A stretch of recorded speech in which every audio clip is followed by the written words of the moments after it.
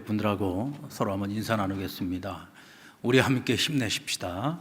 우리 함께 힘내십시다. 우리 함께 힘내십시다. 초등학교 어느 반 칠판에 큰 글씨로 뿌리라고 적혀져 있었습니다. 그날은 아이들이 그 집안의 뿌리에 대해서 알아와서 자기 집안을 소개하는 그런 시간이었습니다. 한 아이가 자랑스럽게 나가서 발표합니다. 저는 전주이시 47대 손입니다.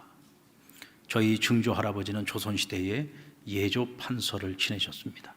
저희 할아버지는 지금도 시골에서 교장 선생님을 하고 계시고, 저희 아버지는 지금 무역회사에서 중역으로 일하고 계십니다. 저는 저희 집안을 굉장히 자랑스럽게 여깁니다. 그리고는 어깨를 으쓱하면서 자리에 가서 앉았습니다. 근데 그 다음 차례 아이가 나아가는데 선생님 가슴이 철렁하는 거예요. 왜냐하면 두 아이가 너무 대조적인 아이였기 때문에 그렇습니다. 그 다음으로 나간 아이는 부모가 없어서 보육원에서 자라고 있는 아이였는데, 앞에서 너무 세게 자랑을 하고 나니까 이 아이는 대체 뭘 얘기를 해야 되나 선생님이 지레 걱정이 된 거예요. 근데 이 아이는 나가서 조금도 주눅들지 않고 조용히 이렇게 발표했습니다. 저희 아버지는 하늘에 계신 하나님이십니다. 저희 아버지는 이 세상 모든 것의 주인이십니다. 저희 아버지에게는 자녀들이 많습니다. 그래서 저에게는 가족이 참 많습니다. 그리고 저희 아버지의 하나님은 사랑이 정말 많으신 분입니다. 그래서 그렇게 많은 가족들이 있는데 그 가족들을 한 사람도 빠짐없이 다 사랑해 주신답니다. 이 아이는 자신이 부모 없이 보육원에서 자라고 있다는 것을 조금도 부끄럽게 생각하지 않았습니다. 왜냐하면 자신의 뿌리가 육신의 부모가 아니라 하나님이라는 것을 알았기 때문에. 그래서 자신의 뿌리는 육신의 아비가 아닌 하나님 아버지. 세상의 자랑은 유한한 것이고 상대적인 것이지만 내가 자랑하는 것은 영원하신 나의 아버지 하나님, 그리고 영원한 하나님의 가족이 나의 가족이라고 하는 것을 자랑하는 것이죠. 그래서 우리의 자랑은 여러분 절대적인 것이고 영원한 것입니다. 이 세상 것하고 다른 거예요. 세상 사람들의 자랑하는 것과 우리의 자랑하는 것이 같아서는 안 됩니다. 달라야 합니다. 왜냐하면 뿌리가 다르기 때문에 그렇습니다. 요한일서 5장 4절 말씀, 무릇 하나님께서 난 자마다 세상을 이기느니라. 세상을 이긴 이김은 이것이니 우리의 무엇이다? 믿음이다. 그래서 우리의 믿음이다. 우리가 세상을 이기는 이김은 세상 자랑에 있는 것이 아니라 믿음의 능력이 있다는 겁니다. 여러분들 믿음의 능력을 가지고 계십니까? 그래서 우리 믿는 사람들이 세상 속에서 살아가면서 뭐 가진 것이 있네 없네, 우리 이런 것 가지고서 우리가 주눅들거나 그것 때문에 상대적으로 평가를 해서 나는 불행하다, 이런 말을 절대로 우리 입에 담아서는 안 됩니다. 왜냐하면 우리는 뿌리가 다르고 우리가 자랑해야 되는 그 자랑거리가 다르기 때문에 그렇습니다.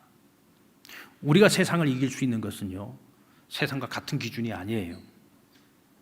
우리가 자랑할 수 있는 것은 바로 믿음의 능력을 자랑하는 것입니다. 만약에 하나님의 백성, 하나님의 자녀들이 믿음을 잃어버린다면, 믿음을 저버리게 된다면 세상에서 가장 초라한 패배자가 되고 말 것입니다. 이사야서를 묵상하다 보면 자기 백성인 예루살렘과 그리고 유다의 백성들을 바라보시면서 하나님께서 정말 실망하는 모습을 보게 됩니다. 하나님 너무너무 실망하십니다. 자신의 자녀를 돌보듯이 그 백성을 돌보았는데 이 자녀들의 모습을 보면은 너무 실망스러운 거예요. 근데 그 실망을 넘어서 하나님께서 분노하시는 모습을 보게 됩니다. 그리고 그 분노의 끝은 결국 하나님의 심판이 임하게 되는데, 하나님께서 뭐라고 하십니까? 하나님의 진노와 심판은 자기 백성이라고 해서 봐주는 것이 없어요. 아무리 사랑스러운 하나님 당신의 자녀라고 할지라도 그들이 하나님을 떠나면 소돔과 고모라 백성들을 심판하신 것처럼 그들이 사랑했던 모든 것, 그들이 자랑했던 모든 것, 그들이 의지했던 모든 것들을 하나님께서 싹 다 제거해 버리십니다. 우리 이사야 5장 24절 말씀을 같이 한번 읽어볼까요? 네, 우리 화면을 보시면 됩니다. 함께 읽습니다. 시작. 이로 말미암아 불꽃의 그루터기를 삼킨 같이 마른 풀이 불 속에 떨어진 같이 그들의 뿌리가 썩게 했고 꽃이 티끌처럼 날리리리. 그들이 만군의 여호와의 율법을 버리며 이스라엘의 거룩하신 이의 말씀을 멸시하였습니다. 하나님께서 자기 백성이 하나님의 말씀을 버리고 하나님의 율법을 버렸을 때, 그들이 하나님을 거역했을 때 하나님 내리시는 형벌은 불꽃의 그루터기를 삼킨 것 같다 그랬어요. 마치 마른 풀이 불 속에 던져진 것 같다 그랬습니다. 여러분, 마른 풀이 불 속에 던져짐을 한번 상상해 보십시오. 순식간에 타버립니다. 떨어지기가 무섭게 싹 재로 변해버리는 것입니다. 하나님께서 당신의 자녀들이지만 그들이 하나님을 떠났을 때 하나님께서 이와 같은 심판을 내리신다는 거예요. 우리는 이 말씀을 두렵고 떨림으로 받아야 됩니다. 자, 근데 오늘 이사야서를 우리가 주목할 때 우리가 꼭 눈여겨보아야 될 것은 이사야 선지자가 예언을 했던 시기는 우시야 왕 말기부터 시작해서 히스기야 왕 때까지입니다. 4명의 왕이 바뀌는데, 그런데 그 과정이 불과 40년밖에 되지 않습니다. 이 40년 그렇게 길지 않은 시간이에요. 근데 그 시간 동안 이사야가 유다와 예루살렘에 대해서 예언을 하고 있습니다. 그런데 그 예언은 심판의 예언이에요. 이사야는 지금 자신이 살고 있는 당시대에 대한 유다와 예루살렘에 대한 심판의 예언도 하고 있지만 그것을 넘어서 200년 후에 닥쳐올 유다와 예루살렘에 대한 심판을 말씀하고 있습니다. 200년 후에 일어날 유다와 예루살렘에 대한 하나님의 심판이 오늘 지금 이 시대를 살아가고 있는 하나님 백성들의 죄와 무관하지 않다는 거예요. 또 이것을 바꿔서 말하면 지금 이 시대의 죄가 200년 후에 그 자손들의 죄와 하나도 다를 것이 없다는 겁니다. 차이가 있다면 200년 후, 그러니까 200년이라는 시간적 간극이 있어요. 공백기가 있습니다. 바로 그 기간 동안 하나님이 무엇을 하시느냐? 하나님을 떠난 그 백성들을 위해서 선지자들을 계속 보내십니다. 이사야는 므낫세 왕 때에 이사야가 그 왕에게 처절하게 그 죽임을 당하게 되는데, 이 므낫세는요 이스라엘 왕들 중에서도 아주 가장 간악한 왕이었어요. 하나님께서 이젠 더 이상 그 죄를 보고 견딜 수가 없어요. 그래서 하나님이 마음에 작정하고 또 작정을 하시고, 그때부터는요 막 선지자들을 갖다가 이제 대선지자가 소선지자들을 막 계속해서 보내십니다. 그리고는 정말 짧은 시간 안에 유다와 그리고 예루살렘이 순식간에 멸망에 이르게 되는 것을 우리는 역사를 통해서 알고 있습니다. 바로 그 공백기 200년 동안 하나님이 선지자들을 끊임없이 보냈어요. 왜 그랬을까요? 자기 백성이 죄에서 떠나 여호와께로 돌아오기를 원하셨던 겁니다. 하나님이 심판을 예고는 하고 있지만 하나님이 그들에 대하여 심판과 재앙을 말씀하고 있는 것은 그들을 멸망시키려고 하는 것이 아니라 그들이 회개하고 죄를 떠나서 하나님께로 돌아오기를 간절히 바라고 있는 거예요. 망하지 않기를 원하시는 겁니다. 망하지 않기를 원하시기 때문에 선지자들 보내서 끊임없이 말씀하시는 거죠. 그 말씀을 듣고 이 백성이 죄를 떠나 회개하고 하나님께로 돌아오게 되면 그들의 운명은 바뀌어집니다. 그러나 불순종하고 돌아오지 아니하면 하나님께서 선지자들을 통해서 말씀하신 그 심판의 그 불심판이 그들에게 고스란히 임하게 되는 것이죠. 우리는 그것을 역사를 통해서 알고 있습니다. 수천 년 전에 있었던 하나님의 말씀의 교훈과 역사적인 교훈을 듣고 오늘 저와 여러분이, 그리고 오늘 이 시대를 살아가는 그리스도인들이, 그리고 이 시대를 살아가고 있는 사람들이 하나님이 원치 않는 그 죄의 자리, 그 죄의 길에서 우리가 떠나 하나님께로 우리가 돌아갈 수 있다면 오늘 이 시대를 향한 하나님의 심판의 말씀은, 예언은 어쩌면 멈춰질 수도 있습니다. 운명이 바뀔 수도 있다는 거죠. 그러나 오늘 이 시대가 회개하고 하나님께로 돌아오지 않으면 결국은 하나님의 그 심판은, 이 세상의 멸망은 찾아올 수밖에 없습니다. 지금 우리가 겪고 있는 이런 코로나의 이런 어려움들, 여러분 이것도 어쩌면 환난의 시작이고 종말의 시작이라고 할 수 있습니다. 자, 그렇다면 대체 그들의 어떤 죄가, 유다와 예루살렘의 죄가 어떤 죄였길래 하나님께서 이토록 분노하고 계시는가? 오늘 이 시대를 바라보시는 하나님께서 분노하고 계신다면 오늘 이 시대의 죄는 어떤 것일까? 근데 여러분, 다르지 않습니다. 오늘 이사야 선지자가 예언을 했던 그 시대 사람들이 저지른 죄, 200년 후에 멸망할 때의 그들의 죄와 오늘 이 시대를 살아가고 있는 우리의 죄가 다르지 않아요. 그래서 오늘 우리는 이 말씀을 가슴 깊이 새겨듣고 두렵고 떨리는 마음으로 들어야 합니다. 먼저 유다와 예루살렘은 하나님의 율법과 말씀을 거역했다고 했습니다. 우리 8절 말씀을 보시면은, 예루살렘이 멸망하였고 유다가 엎드러졌으면 그들의 언어와 행위가 여호와를 거역하여 그의 영광의 눈을 범하였다. 그들의 언어와 행위가 여호와를 거역하고 하나님의 영광을 모독하였다라고 하는 이 말씀은 먼저 그들이 하나님을 거역했다는 뜻입니다. 하나님을 거역했다. 이사야 1장 2절로 3절 말씀 우리 같이 한번 읽어보겠습니다. 시작. 하늘이여 들으라, 땅이여 귀를 기울이라. 여호와께서 말씀하시기를 내가 자식을 양육하였거늘 그들이 나를 거역하였도다. 소는 그 임자를 알고 나귀는 그 주인의 구유를 알건만은 이스라엘은 알지 못하고 나의 백성은 깨닫지 못하는도다 하셨도다. 심하게 말하면은요, 오늘 이 말은 짐승만도 못하다. 짐승도 자기 주인을 알아보고 주인을 따른다. 근데 내가 너희를 어떻게 돌보았느냐? 내가 너희를 짐승으로 돌본 게 아니야. 나는 너희를 자녀로 돌봤다.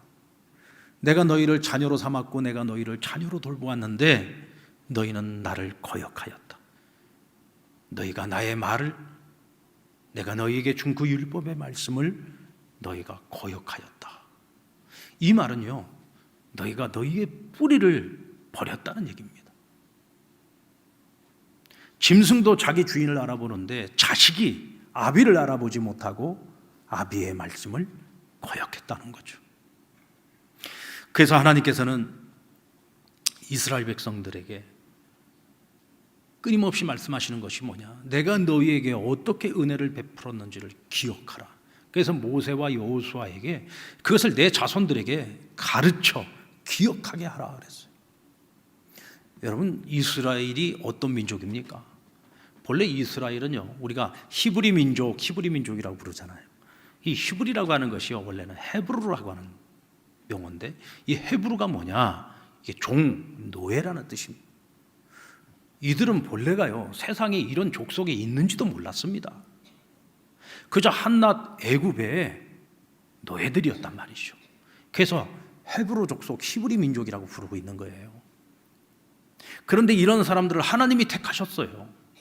그래서 그들을 정말 기적적인 방법으로 애굽에서 200만이 넘는 이 노예 민족을 이끌어내셔가지고 홍해바다를 건너 광야길로 인도해서 40년 동안 훈련시키시고 약속하셨던 젖과 꿀이 흐르는 그 가나안 땅을 차지하게 하셨습니다. 그리고 그곳에 하나님의 도생 여호와의 나라를 세우게 하셨던 거예요. 그 기나긴 세월 동안 하나님께서 이 이스라엘에게 베푸신 그 은혜는요, 지금 말로 다 할 수 없는 신묘막직한 은혜를 입었습니다. 이런 은혜는요, 모든 민족에 다 받은 게 아니에요. 이들만이 유별나게 하나님께 그 은혜를 입은 것입니다. 그런데 이 백성이 그 하나님의 은혜를 잊어버렸어요. 하나님의 은혜를 잊어버렸습니다. 어느 순간서부터 더 이상 하나님만을 의지하지 않습니다. 자꾸 그들이 더 의지하는 것들이 생겨나고, 더 의뢰하는 것들이 생겨나고, 더 자랑하는 것들이 생겨나고, 더 사랑하는 것들이 생겨나기 시작했어요. 그러면서 그들이 하나님을 분노하게 만들었다. 자신들의 뿌리를 스스로가 부정하고 만 것입니다. 그러다 보니 이들은 하나님의 율법과 말씀을 거역합니다. 이사야가 예언을 시작했던 우시야 시대의 말기, 여러분 이 우시야 왕은요 유대 나라를 가장 강력한 나라로 이끌었던 왕입니다. 그리고 하나님을 경외했던 왕이에요. 잘 나갔습니다. 그리고 우시야가 다스렸던 이 시대는요 정치적으로 볼 때, 해외 정치적으로도 볼 때에도 강대국들이 이제 어떤 그런 새로운 시대로 변환되는 시기였기 때문에 굉장히 안정적으로 이 나라가 보존될 수 있던 시기였어요. 그러니까 외세의 침략이 없었던 시기였습니다. 그러다 보니까 경제적으로도 굉장히 부강했던 시기였어요. 그런데 그와 같은 성공이 이 우시야를 교만하게 만들고 말았어요. 그는 왕으로만 만족하지를 못했습니다. 내가 왕인데, 내가 이 나라의 왕인데, 내가 나의 하나님 여호와 하나님을 섬기기 위해서 내가 스스로 제사장이 되어 내가 스스로 제사를 집례하겠다고 나선 겁니다. 여러분, 하나님께 제사를 집례하는 것은요 왕이라고 할 수 있는 게 아니에요. 이것은 오직 하나님께서 택하신 자, 기름 부은 자, 제사장만이 할 수 있는 일이었습니다. 근데 그것을 율법으로 어기고 자신이 친히 제사장이 되어 제사를 집례하겠다고 나섰던 거예요. 하나님께서 진노하시고 그 자리에서 온 몸이 문둥병으로 발하게 됩니다. 그리고 그는 마지막 숨을 거두기까지 궁전에서 문둥병을 가지고 숨어 지내야 했어요. 비참하게 그 인생의 말로를 맞이하게 되죠. 무엇이 그를 그렇게 비참하게 만들었습니까? 바로 교만입니다. 성공이 가져온 교만이 그를 그렇게 만들었던 겁니다. 그리고 그의 손자 아하스는 그의 할아버지와 아버지의 길을 따르지 않고 그는 온갖 우상 숭배와 온갖 악행을 저지르는 왕이 되고 말았습니다. 어느 날 다메섹에 갔다가 그곳에 이방인들이 섬기고 있는 다메섹의 신의 신전을 보았는데 그 신전이 자기 나라에 있는 여호와 하나님을 섬기는 성전보다 훨씬 더 화려하고 크고 아름다운 거예요. 그 모습을 보고는 돌아와서 하나님의 성전, 하나님의 말씀대로 지어진 이 성전을 자기 멋대로 리모델링을 하기 시작했어요. 하나님의 성전은요 화려하고 안 하고의 문제가 아닙니다. 하나님의 말씀대로 지어져야 그것이 하나님의 성전인 거예요. 그리고 그곳에서 드려지는 모든 제사도 하나님의 말씀대로 드려져야만 그것이 하나님 받으시는 제사가 되는 것인데, 제사도 지 멋대로 하나님 앞에 드려지는 제사의 형식을 다 바꿔버렸습니다. 결국 이와 같은 하나님의 율법과 말씀을 거역한 유다의 왕들의 행위가 결국은 그 백성들마저도 타락시키고 말았어요. 그래서 이 시대의 가장 큰 문제는 뭐였느냐? 그들이 제사를 안 드린 게 아닙니다. 그들이 신앙생활 안 한 게 아니에요. 제사도 열심히 드렸고 신앙생활도 열심히 했습니다. 그런데 문제는 그들이 두 마음을 품었습니다. 하나님만 섬긴 것이 아니라 자신들에게 도움이 된다고 생각하면 온갖 이방의 신들을 다 가져다가 모시고 섬긴 거예요. 한마디로 말하면 요즘 신학적 용어로 얘기하면 종교 다원주의에 빠지고 만 겁니다. 이 신도 좋고 저 신도 좋고 그냥 그 많고 많은 신들 중에 여호와 하나님도 그냥 그 중에 한 명이라는 생각, 한 분이라는 생각을 가지고서 신앙생활을 한 거예요. 두 마음을 품고 신앙생활을 한 겁니다. 하나님이 그들이 제사를 받으시겠습니까? 그래서 이사야 1장 13절에 보면 헛된 재물을 다시 가져오지 말라. 분향은 내가 가증히 여기는 바요 월삭과 안식일과 대회로 모이는 것도 그러하니 성회와 아울러 악을 행하는 것을 견디지 못하겠다. 그들이 이와 같은 두 마음을 품고 드리는 제사도 받지 않을 뿐더러 또 한 가지, 너희가 나에게 와서 제사는 열심히 드리는데 너희의 삶 속에서 하나님의 말씀을 전혀 지켜 행하지 않는다는 거예요. 그들이 어떻게 하나님 말씀을 지켜 행하지 않았습니까? 1장 15절 말씀 우리 같이 한번 읽어봅니다. 1장 15절입니다. 시작. 너희가 손을 펼 때에 내가 내 눈을 너희에게서 가리고 너희가 많이 기도할지라도 내가 듣지 아니하리니 이는 너희의 손에 피가 가득함이라. 내가 너희가 기도해도 내가 그 기도를 귀 기울여 듣지 않을 것이다. 고개를 돌릴 것이다. 그 이유는 뭐냐? 너희 손에 피가 가득하기 때문이다. 그럼 대체 누구의 피가 가득하냐? 1장 23절 내 고관들은 패역하여 도둑과 짝하며 다 뇌물을 사랑하며 예물을 구하여 고아를 위하여 신원하지 아니하며 과부의 송사를 수리하지 아니하는 자로다. 제사를 드리러 나올 때는 온갖 거룩한 척은 다 해요. 스스로 정결한 척 다 합니다. 많은 예물을 가지고 나와서 하나님께 드리면서 하나님께서 이 예물을 받으시고 나를 복 줄 거라고 생각을 합니다. 그런데 그들이 살아가는 일상의 삶 속에서 그들은 자신들이 가지고 있는 기득권과 그들이 가지고 있는 그 권리를 가지고 가난하고 어렵고 힘든 소외된 자들을 돌보고 살피는 것이 아니라 오히려 뇌물을 받고 가난한 자들, 소외된 자들을 억울한 자로 만들었다는 거예요. 죄 없는 자들로 하여금 피를 흘리게 만들었다는 겁니다. 이것이 뭐예요? 율법을 어긴 겁니다. 하나님의 말씀 율법에는 끊임없이 내 이웃을 사랑하라고 말씀하십니다. 고아와 가부를 돌보라고 했습니다. 억울한 자들이 생기지 않게 하라고 했습니다. 그래서 하나님께서 권력을 가지고 있는 자들에게 권한을 주셨던 겁니다. 그런데 그들이 그 권한을 가지고 가난하고 어려운 백성들을 짓밟았던 거죠. 하나님께서는 그 모습을 보고 진노하셨던 겁니다. 여러분, 오늘 이 시대를 살아가고 있는 오늘 우리들에게도 이 말씀은 정말 우리가 마음 깊이 새겨듣고 귀를 기울여야 하는 말씀입니다. 오늘 우리가 살아가고 있는 이 세상에도 이런 불의는요, 수도 없이 일어나고 나타나고 있습니다. 우리가 늘 뉴스에서 보는 모습들이 그런 모습 아닙니까? 힘없고 정말 가난하고 연약한 자들은 물건 하나 훔친 거 가지고도 당장에 감옥에 들어갑니다. 그러나 힘과 권력을 가지고 있는 자들은 세상에서 정말 끔찍한 그 말도 안 되는 죄를 짓고서도 온갖 법을 이용해서 다 빠져나갑니다. 권력을 이용해서 다 빠져나가고 있습니다. 자기만 죄 짓고 끝나는 것이 아닙니다.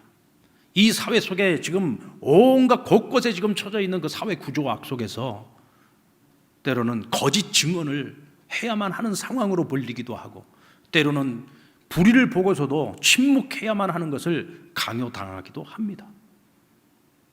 내가 거짓 증거를 함으로써, 내가 침묵함으로써 나와 함께 일하고 있는 동료들이 억울한 일을 당해야 되고, 그들이 잘못하면 죄를 뒤집어 쓸 수도 있는데도 불구하고 나의 불이익을 감수하지 싫어서 오늘 이 세상을 살아오는 수많은 그리스도인들이 각자의 삶의 자리에서 침묵하고 있고 때로는 거짓 증언을 하면서 살아가기도 합니다.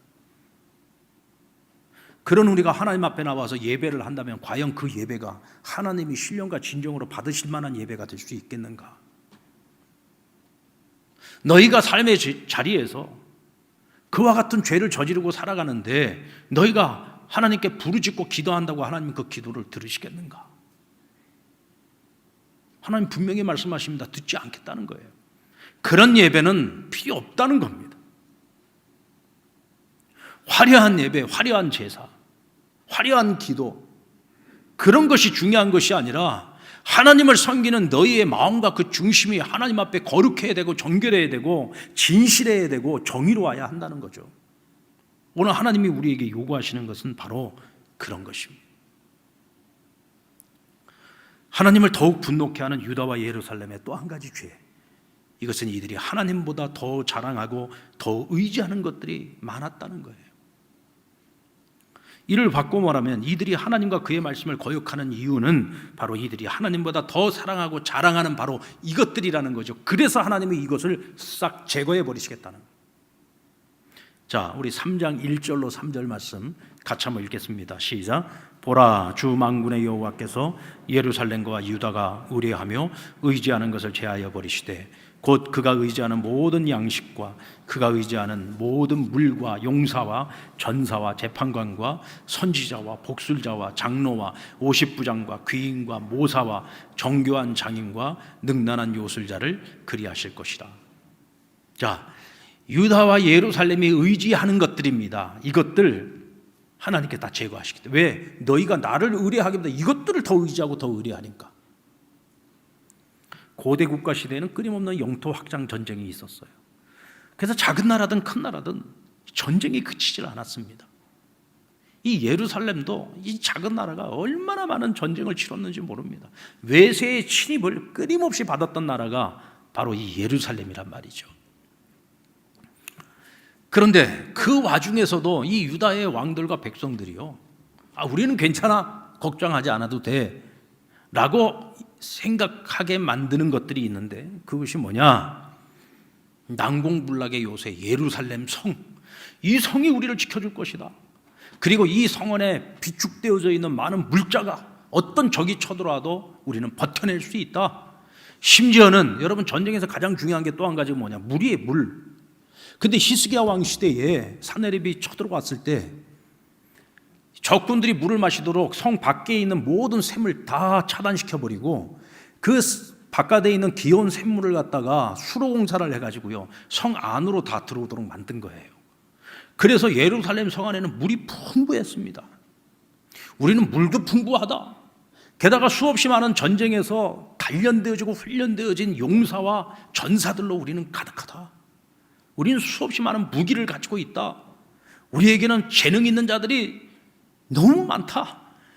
그들이 우리와 함께하고 있는 한은 우리는 끄떡없다.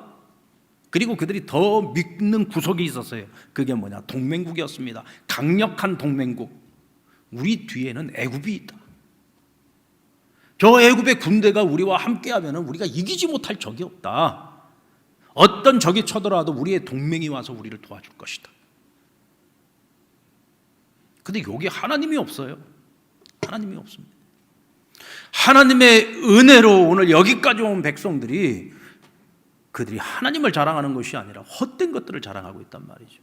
가장 좋은 예가 히스기야 왕입니다. 여러분, 히스기야 왕은요 성군 중에 성군이었어요. 하나님이 기뻐하시는 자라고 했습니다. 그는 하나님을 경외하는 자요. 그의 아버지 아하스가 그렇게 온갖 죄와 악행을 저질렀음에도 그 아들 히스기야는요 아버지의 길을 따르지 않고 다윗 왕의 길을 따랐던 사람이에요. 그런데도 그가 나라를 다스리던 때에 큰 환난 두 번을 겪습니다. 한 번은 아수르의 사내립이 쳐들어왔어요. 18만 대군을 이끌고 끌어온 겁니다. 성이 완전히 에워싸여지고요. 이미 유다는 다 넘어갔어요. 예루살렘 성 하나만 남아 있었습니다. 왕과 백성들이 하나님 앞에 온몸에 죄를 뿌리고 하나님이 아니시면 안 됩니다. 하나님을 의지하고 의뢰할 때에 하나님께서 하룻밤 사이에 그 아수르 대군을 전부 산송장으로 만들어 버리셨어요. 싹 다 하나님께서 죽여버려서 다 제거해 버린 거예요. 이걸 기적이라고 말합니다. 이 기적의 소문이요 온 세상에 다 퍼져나갑니다. 아수르가 히스기야에게 멸망을 당했다. 아수르의 대군이 참패를 당했다. 이 소문이 전 세계로 퍼져나간 거예요. 그리고 난 후에 히스기야가 죽을 병에 걸립니다. 모든 이 성내에 있는 의사들뿐만 아니라 외국에 있는 의사들까지도 와서 진단을 해보고 도저히 이 병은 못 고친다. 대체 병명이 뭔지도 모르겠다. 이때 히스기야는 하나님 앞에 매달립니다. 하나님이 그의 기도와 간구를 들으시고 그 생명을 연장시켜 주셨어요. 이 소문 또한 전 세계로 퍼져나갑니다. 이 소문을 주의 깊게 들었던 바벨론 왕, 그러니까 당시에 신흥 대국 제국으로 막 성장을 하고 있었던 바벨론의 왕이 그의 아들과 사신들을 히스기야에게 보냅니다. 명목상으로는 가서 위로하러 가는 길이었지만 사실은 대체 그 나라에 뭐가 있길래 아수르를 물리쳤나? 대체 그 나라에 뭐가 있길래 죽을 병 걸린 사람을 살게 했는가? 그걸 알아볼 정탐하러 보낸 거였죠. 근데 히스기야가 어떻게 했습니까? 자신의 나라의 왕궁과 성전의 창고를 다 열어가지고 유다 왕국의 영광을 하나도 남김없이 다 보여줬다고 성경은 말씀하고 있어요. 자신들이 어떤 무기를 가지고 있는지 다 보여줬습니다. 심지어는 수없이 많은 황금 방패를 다 보여줬습니다. 하나님께서 그 모습을 기뻐하지 않으셨다 그랬어요. 그리고는 이사야 선지자를 보내서 뭐라고 말씀하십니까? 오늘 내가 한 그 행위로 말미암아 이 왕국은 멸망할 것이다. 너희 조상들이 지금까지 쌓아왔던 모든 것들을 내가 다 제거해 버릴 것이다. 그리고 너에게서 난 자들 가운데, 너에게서 난 아들들 가운데에 바벨론의 환관으로 끌려가는 자도 생길 것이다 라고 말해요. 그리고 그 예언의 말씀은 하나도 땅에 떨어지지 않고 그대로 다 성취됩니다. 여러분, 우리가 하나님 말고 다른 것들을 자랑하면요, 하나님이 우리가 자랑하는 그것들을 질투하십니다. 그리고 그것들을 싹 다 제거해 버립니다. 오늘 여러분들 말씀 가운데, 하나님께서 하신 말씀들 가운데 하나님께서 모든 것들을 다 제거하고 난 다음에는요, 예루살렘에서 아이들이 나라를 다스린답니다. 왜? 나라를 다스릴 사람이 없어. 아이들이 나라를 다스린대요. 집안에 그럴 만한 그럴듯한 옷 한 벌만이 있어도 그 나라의 왕이 될 수 있답니다.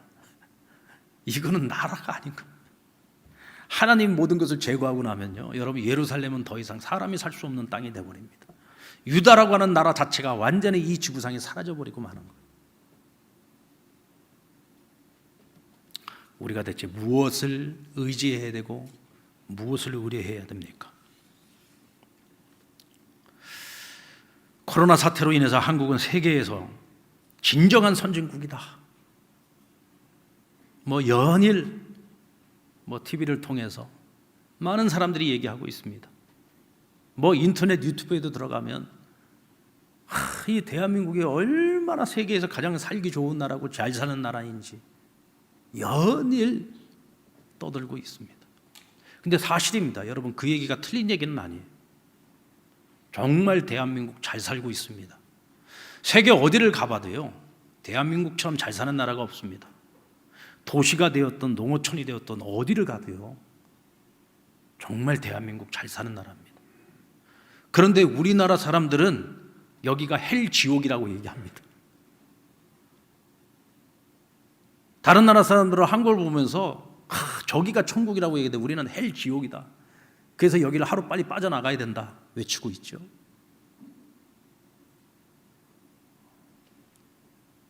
정말 우리나라 잘 사는 나라입니다. 그런데 여러분, 우리가 어떻게 이렇게 잘 사는 나라가 됐습니까? 이 조그마한 땅덩어리에서 가진 자원이라고는 아무것도 없는 나라가 한강의 기적입니까, 여러분?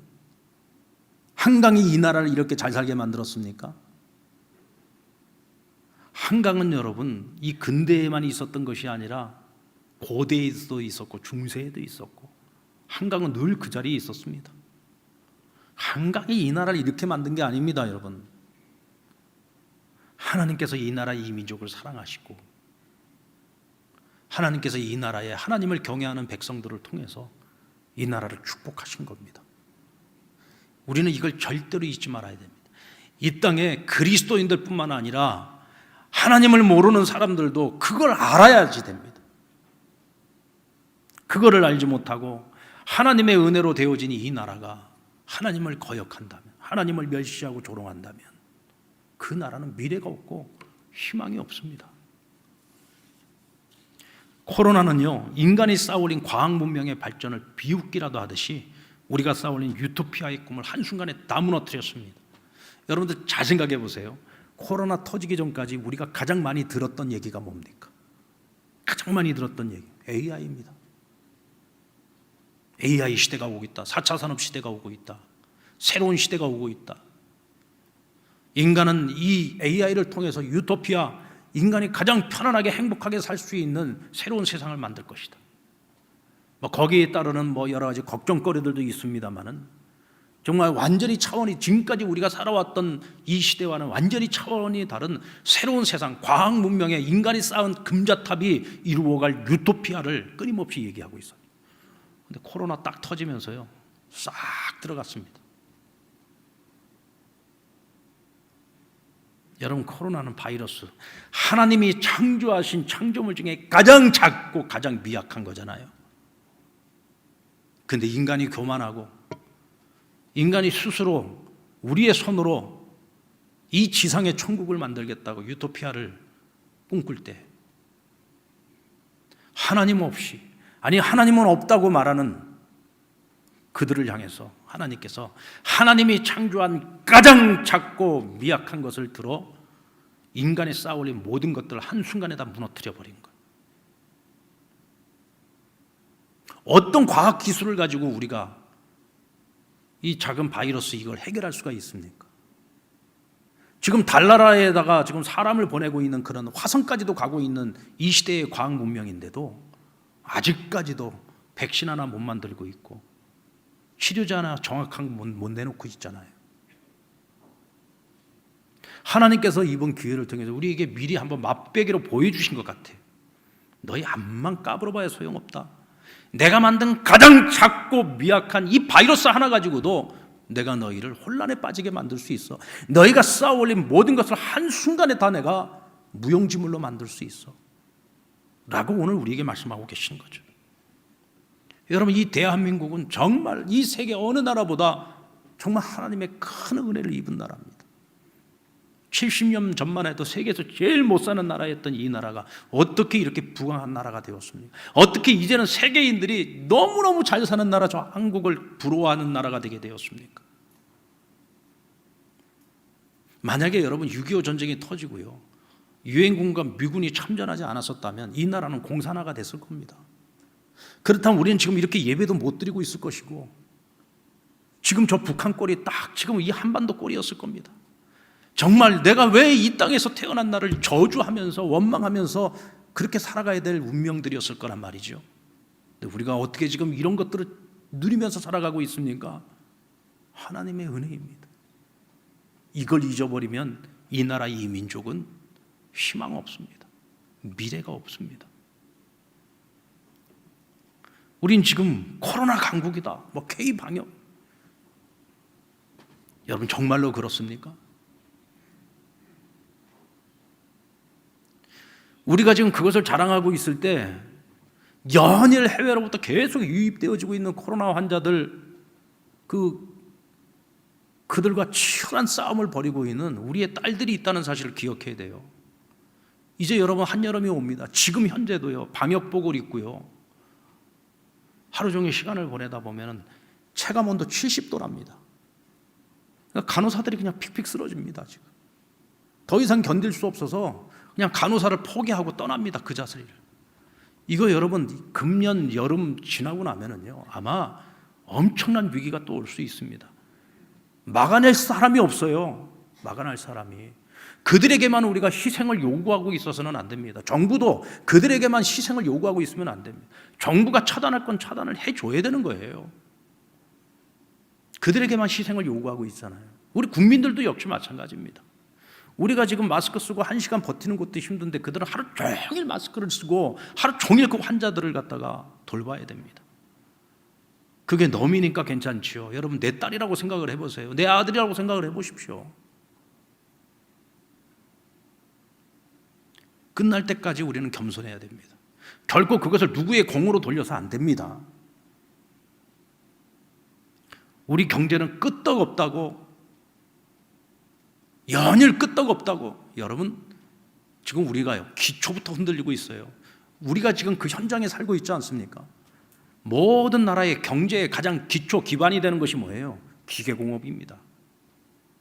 AI 시대가 돼도요, 기계공업이 바탕이 되지 않으면 성장할 수 없습니다. 그 기계공업 단지가 어디입니까? 창원이잖아요. 경남 아닙니까? 그런데 지금 이곳에 지금 기계공업 단지가 지금 다 무너져가고 있잖아요. 근데도 연일 우리나라 경제 끄떡없다고 얘기하고 있습니다. 북한은 너무 가난해서 전쟁을 치를 능력도 없는 나라다. 쟤네 절대로 전쟁 못한다. 여러분, 우리가 꼭 기억해야 됩니다. 북한은 이제 핵을 가진 나라가 되었습니다. 한 방이면 끝납니다. 우리가요, 헛된 말에 우리 스스로가 안심하면 안 된다는 얘기예요. 이 나라는요, 전 세계에서 가장 위험한 나라입니다. 38선 바로 이북에 주적이 있습니다. 핵을 만들고요, 정말 갈 데 없이요, 여러분 끝까지 몰리게 되면은, 끝판까지 몰리게 되면은 그들이 할 수 있는 건 전쟁밖에 없어요. 니도 망하고 우리도 망하고 같이 망하는 게.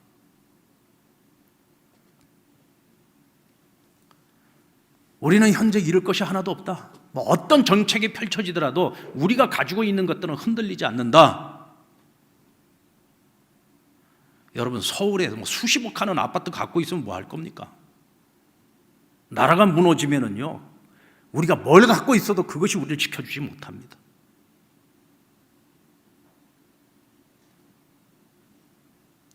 우리는 지금 자랑할 것이 많아지면 안 되는 나라요, 민족입니다. 우리가 의지할 것들이 너무 많아지면은요, 우리는 정말 위험한 나라요, 위험한 민족이 될 수 있습니다. 왜냐하면 하나님의 은혜로 오늘 여기까지 온 나라요, 하나님의 은혜로 오늘 여기까지 온 민족이기 때문에 그렇습니다.